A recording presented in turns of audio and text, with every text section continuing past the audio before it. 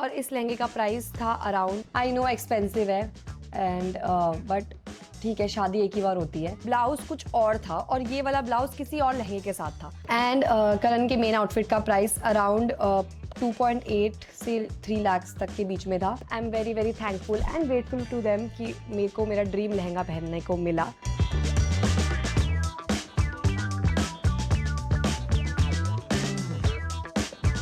Hello guys, welcome back to my channel. So आज मैं अपने जितने भी वेडिंग आउटफिट्स हैं उनके बारे में आपको बताऊंगी डिटेल्स। लोग इतना पूछ रहे थे कि लहंगा आपने कहाँ से लिया है, कितने का है, ये सब कुछ। सो ये डिटेल्स मैं आपको आज के व्लॉग में दूंगी। सो फर्स्ट हम स्टार्ट करेंगे मेरे वेडिंग लहंगे से, जो कि मेरे लिए तो वो मेरा ड्रीम लहंगा था। उसे देखते ही मुझे पता था कि यार ये सबसे सुंदर लहंगा, यही मुझे पहनना है। बहुत ज़्यादा अच्छा लगा था मुझे। सबका अपना पर्सनल चॉइस होता है। मुझे हमेशा से ये था मुझे रेड पहनना है, तो मेरे को अपना परफेक्ट रेड कलर मिल गया था। उसका जो रेड था ना, वो वाला रेड मुझे बहुत ज़्यादा पसंद था। स्टार्टिंग से मुझे वही चाहिए था। सो लेट्स सी, यहाँ पर है वो। एंड गाइस, ये देखो हमारे वेडिंग का वो भी लग रखा है इधर, क्या बोलते हैं इसे, टैग्स। सो ये मैं हमेशा लगे रहने दूंगी इसमें, ताकि हमारी जो मेमोरीज जुड़ी हुई है इससे वो रहे। सो मेरा जो वेडिंग लहंगा था वो था डॉली जे से। वो एक डिज़ाइनर है, बहुत अच्छे, मतलब बहुत अच्छे कपड़े हैं इस डिज़ाइनर के। एंड इतनी सुंदर सुंदर, बट बेसिकली क्या है ना, इनके जो वो है कॉकटेल ड्रेसेस है वो ज़्यादा फेमस है। बट मैंने जब स्टोर विज़िट किया तो मेरे को इतना सुंदर लगे, इनके सारे ब्राइडल लहंगे बहुत ज़्यादा सुंदर थे। एंड यहीं पर मुझे मेरा ड्रीम लहंगा भी मिला। So let's open this.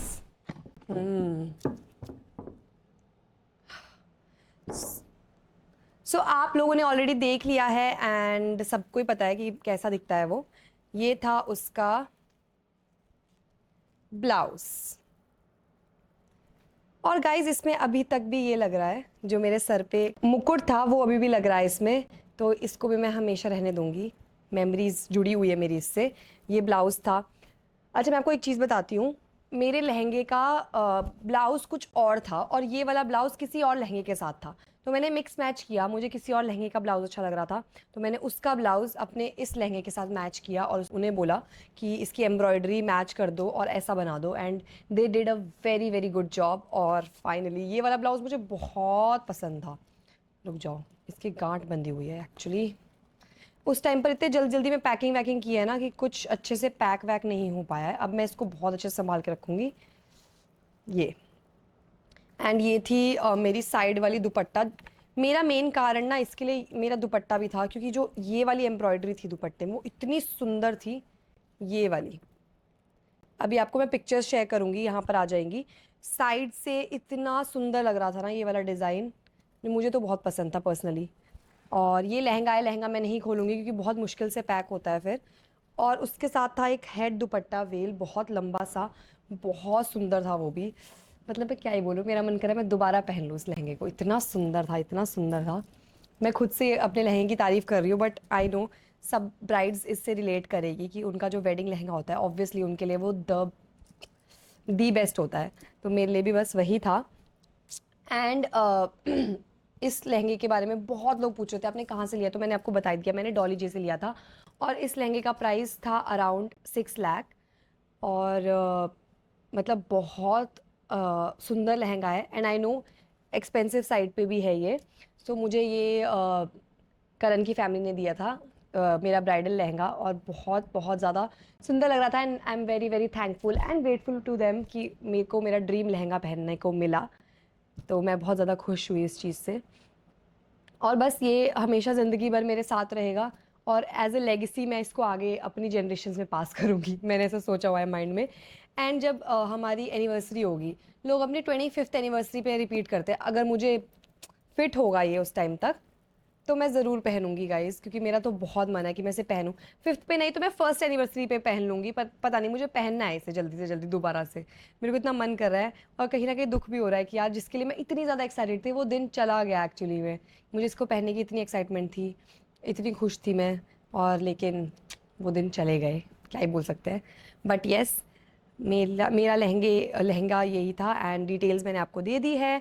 So guys, किसी को भी ऐसा पसंद हो तो आप भी जाके दे सकते हो। और ये जो रेड कलर था ना, मतलब मैंने आपको पहले भी बोला कि मेरे को ना वो बहुत अच्छा सा रेड होता है एक, वो बहुत अच्छा लगता था और मुझे था कि मैं अपनी शादी में वही रेड पहनूंगी और वही रेड मुझे मिल गया। So I am very very happy, मैं अपने लुक से बहुत ज़्यादा सेटिस्फाइड थी एंड बस यही था। एंड गाइज अब मैं आपको बताती हूँ, मेरा फर्स्ट मेहंदी वाला आउटफिट था जो, वो भी बहुत लोगों को पसंद आया था। पिक्चर्स आप देख लोगे। वो था शरारा एंड कुर्ती थी साथ में, जो भी था बहुत, वो भी बहुत सुंदर लगा था मुझे। उसका पिंक कलर बहुत प्रिटी था।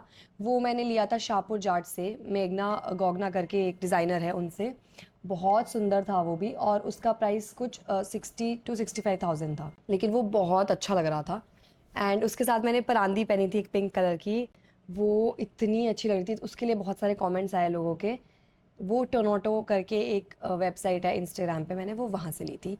एंड आई होप आपको वो लुक पसंद आया होगा। मेरे को बहुत मन था वो चोटी वाला लॉन्ग परांदा वाला लुक करने का, तो मैंने वो किया था। उसके लिए मैंने सोच रखा था पहले से ही। नेक्स्ट आउटफिट जो मेरा था वो था मेरा कार्निवल आउटफिट, और उसके भी मैंने बहुत प्रेजेस सुने। थैंक यू गाइज, आपको बहुत अच्छा लगा था वो आउटफिट, मुझे भी बहुत अच्छा लगा था।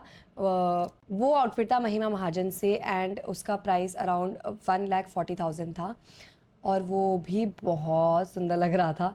मेरे को फर्स्ट नज़र में वो अच्छा लगा था। मैंने और कीर्ति दीदी ने आपस मतलब हम दोनों ने सेम डिज़ाइनर का पहना था कार्निवल में, और हम लेने भी साथ में ही गए थे और ट्रायल्स पे भी, और वो पहली नज़र में मुझे पसंद आ गया था। और दीदी ने ही सजेस्ट किया था कि तुम अपने कार्निवल पे वही पहनना, एंड वही मैंने पहना था। उसका जो एक्सेसरीज़ थी, वो ब्राइड वाले सन ग्लासेस थे, वो बहुत कूल लग रहे थे, वो अमामा से थे, और जो भी और भी एक्सेसरीज थी बहुत अच्छी अच्छी सी। सो यस, उस लुक से भी मैं बहुत ज़्यादा सेटिस्फाइड थी।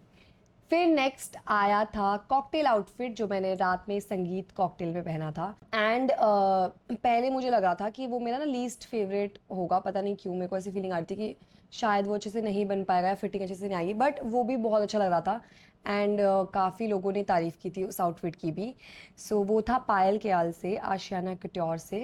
एंड मतलब वो बिल्कुल एक मॉडर्न टाइप का स्टाइल था। एक मतलब क्या बोलते हैं, एक स्लीव्स थी और एक बहुत पतली सी वो थी, कुछ मॉडर्न टाइप का था वो, अच्छा लग रहा था बहुत ज़्यादा। एंड वो अराउंड 2.9 लाख का था। आई नो एक्सपेंसिव है, एंड बट ठीक है, शादी एक ही बार होती है ज़िंदगी में। एंड उसका जो भी मतलब बहुत सुंदर था वो जो भी था, एंड उसको भी मैं दोबारा चाहती हूँ मैं रिपीट करूँ। मैं चाहती हूँ मैं सारे वेडिंग आउटफिट्स अपने रिपीट करूँ, दोबारा से पहनूँ किसी ना किसी चीज़ में, किसी ना किसी ओकेजन में, एंड आई विल रीवेयर देम। मैं इतने जो एक्सपेंसिव आउटफिट्स हैं मैं उनको वेस्ट नहीं जाने दूंगी, मैं उन्हें पहनूंगी कभी ना कभी दोबारा, तो एक नहीं, दो नहीं, तीन चार बार पहनूंगी। एंड उसके बाद तो सीधा आता है मेरा वेडिंग आउटफिट, जिसके बारे में मैंने आपको बता ही दिया है। और अगर आपको कोई और लुक के बारे में, आउटफिट के बारे में, किसी एक्सेसरी के बारे में जानना हो तो प्लीज़ मुझे कमेंट्स में बताना।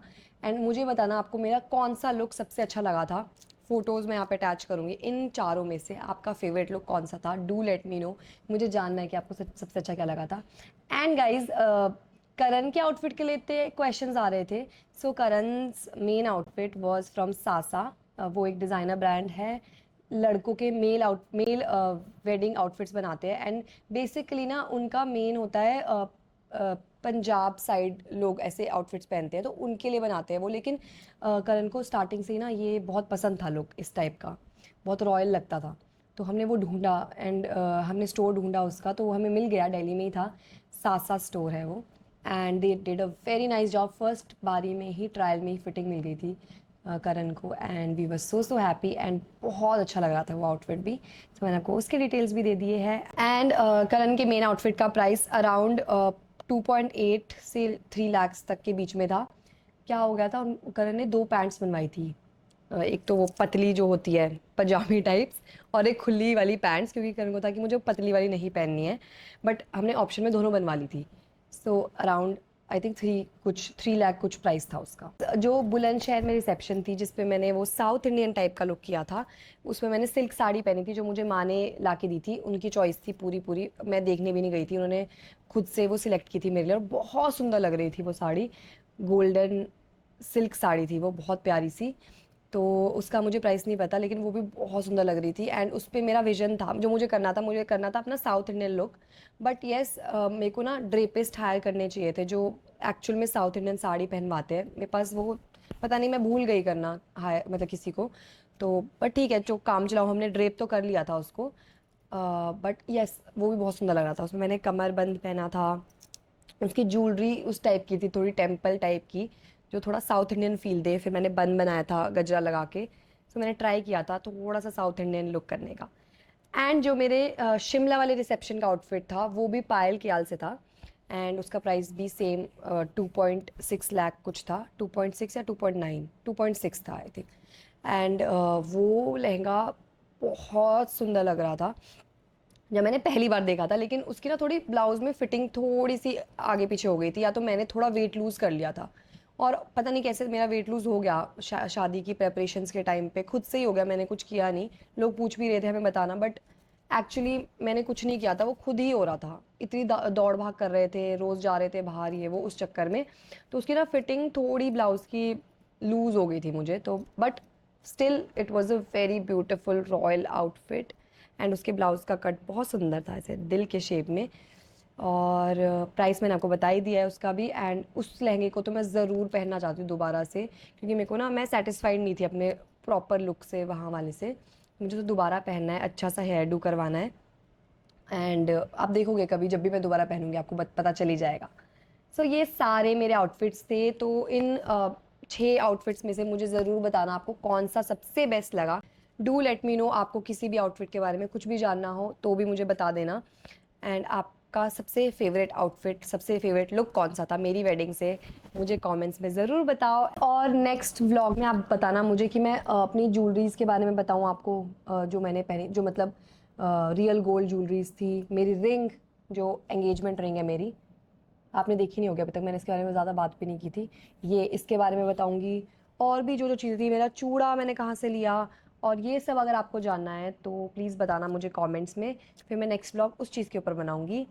और उसमें भी बहुत सारी चीज़ें हैं जो मैं आपको बता सकती हूँ, गाइड कर सकती हूँ अगर किसी की शादी आ रही है तो मुझे बता देना अगर आपको वो भी देखना हो तो। Okay guys, bye, see you in my next vlog.